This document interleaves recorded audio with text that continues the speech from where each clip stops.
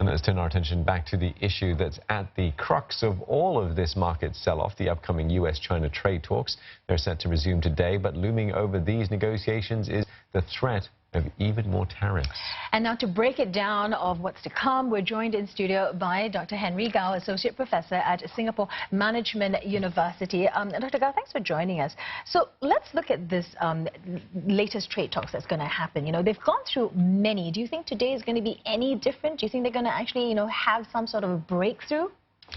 Well, I think in the short term they might have to haggle a little bit more, but in the long term I'm confident that they should be able to reach some sort of agreement. And what do you make of then the strong rhetoric that we're hearing coming into these meetings about the threat that the US wants to sort of increase tariffs?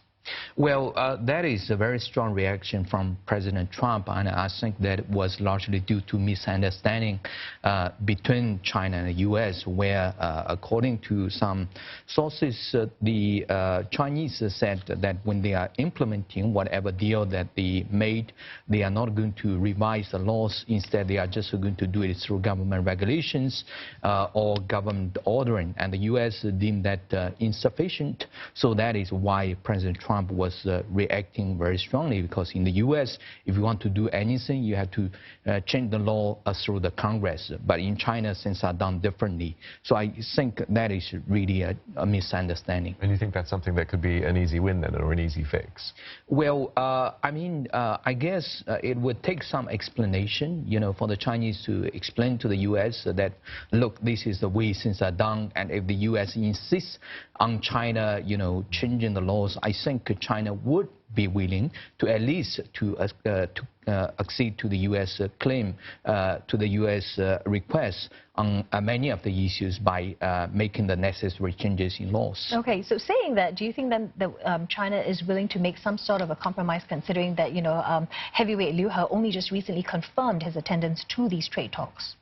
Yes, I think that is a positive sign, because that means that China is really willing to make deals.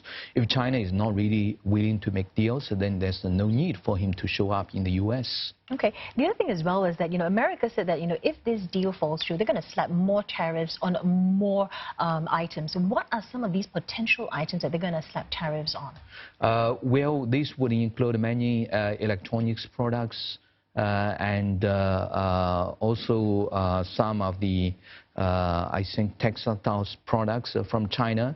That is supposed to go in effect on Friday.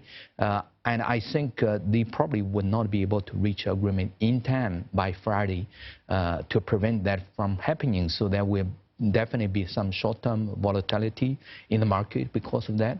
But in the long term, I'm pretty confident that they can sort out the differences, because they've been gone through 10 rounds of negotiations, and they understand, the positions of each other, and I think they have the same areas that they are able to make concessions. That is why currently, actually, they do have a deal package that includes 7 sections totaling 150 pages. So that means that it's already at a very sophisticated level, a relatively high level of agreement.